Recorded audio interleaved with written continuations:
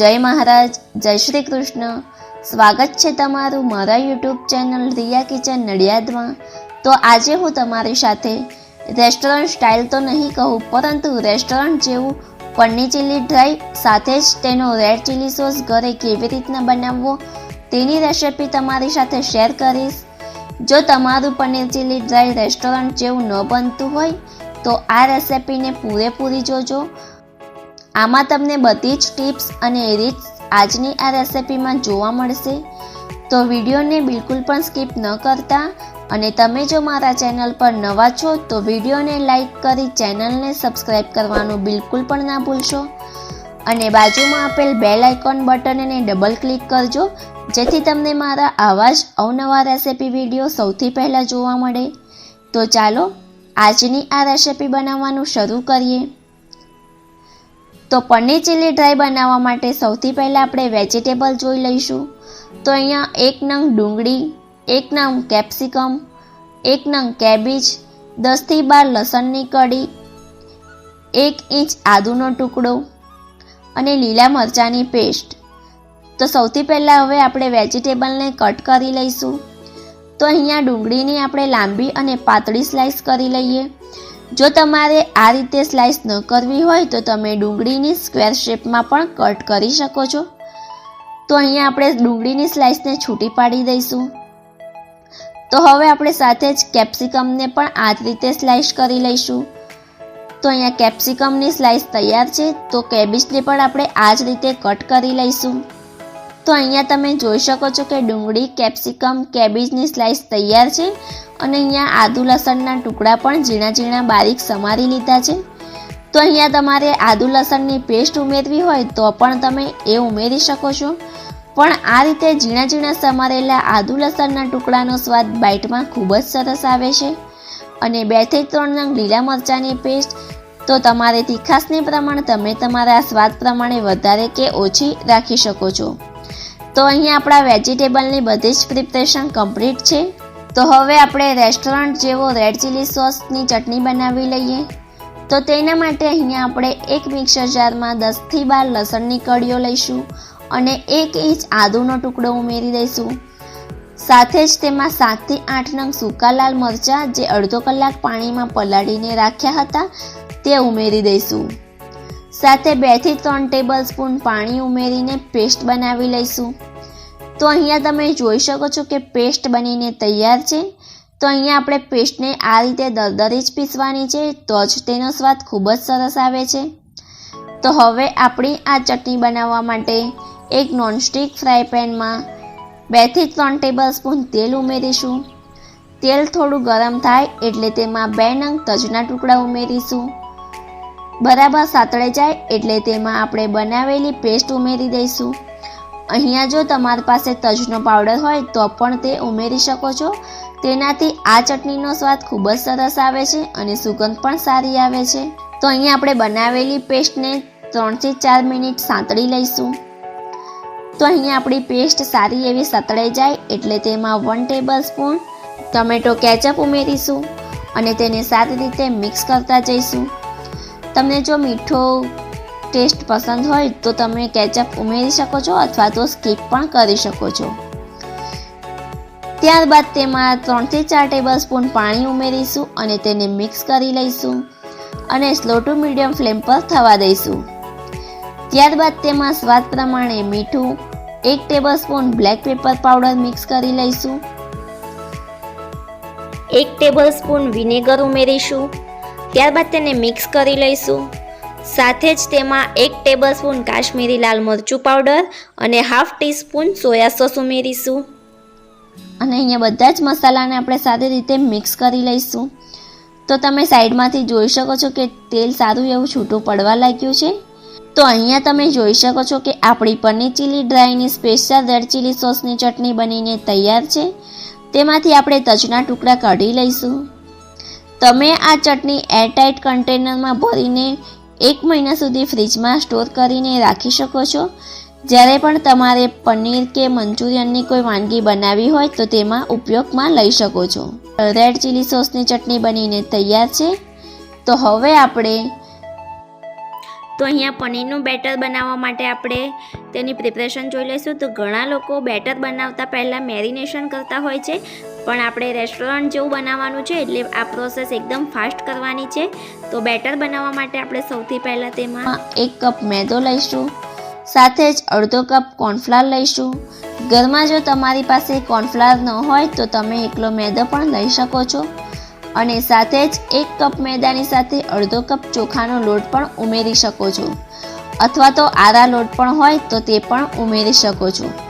ત્યારબાદ તેમાં 1 tablespoon black paper powder, સ્વાદ પ્રમાણે મીઠું, 1 ટેબલસ્પૂન આજીનો મોટો, 2 ટેબલસ્પૂન રેડ ચીલી સોસ ઉમેરીને બરાબર મિક્સ કરી લઈશું.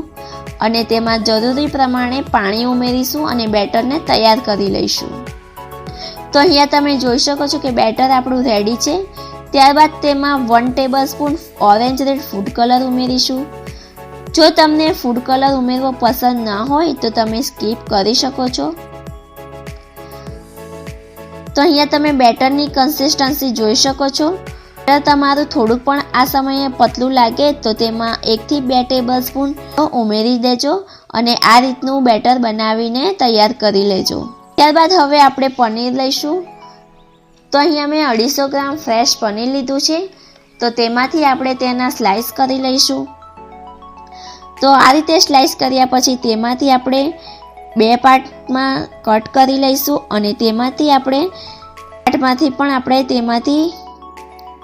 આ રીતના 2 ટુકડા કરી લઈશું.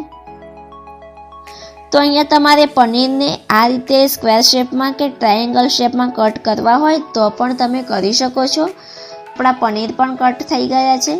તો હવે આપણે એક ફ્રાય પેનમાં તેલ ગરમ કરવા માટે મૂકીને રાખ્યું હતું. તો તેલ સારું એવું ગરમ થાય એટલે તેમાં આપણે પનીરના ટુકડાને બેટરમાં ડીપ કરીને એક કરીને મૂકતા જઈશું.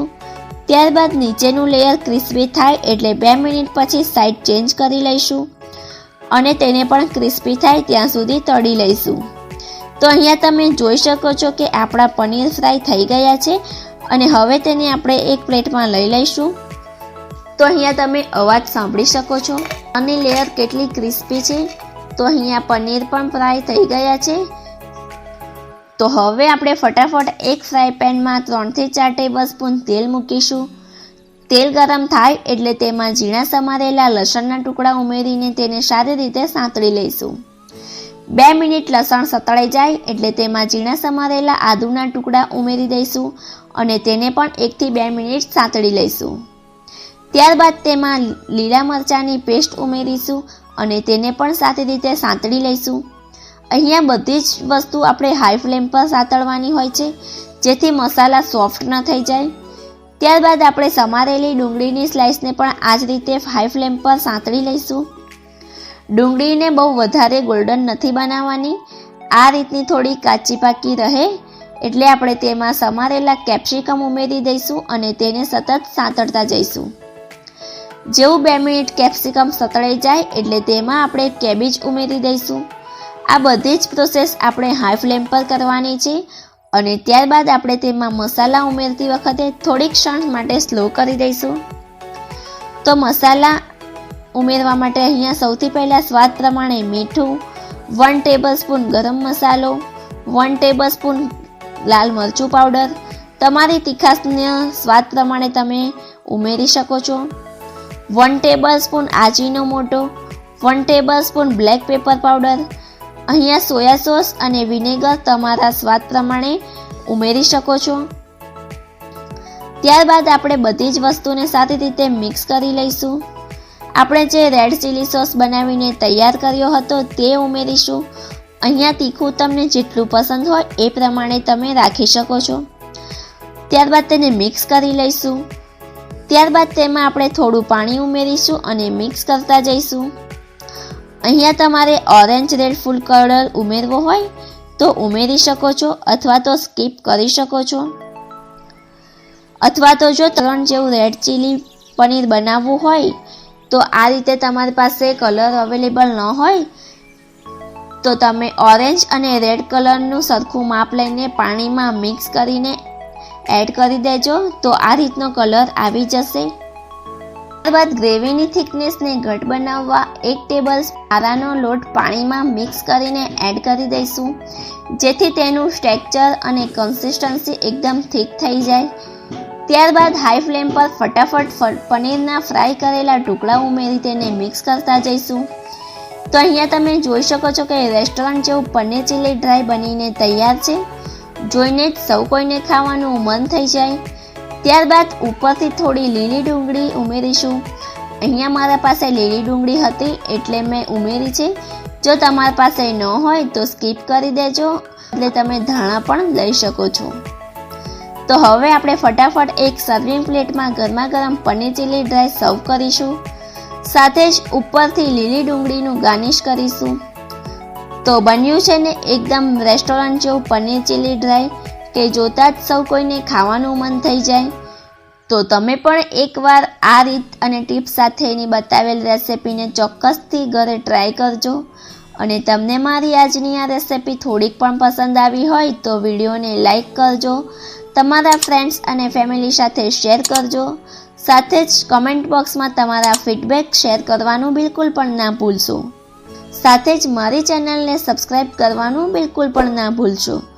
તો ફરી મળીએ એક આવી જ નવી રેસિપી સાથે. ત્યાં સુધી સૌને મારા જય મહારાજ, જય Shri Krishna. Thanks for watching.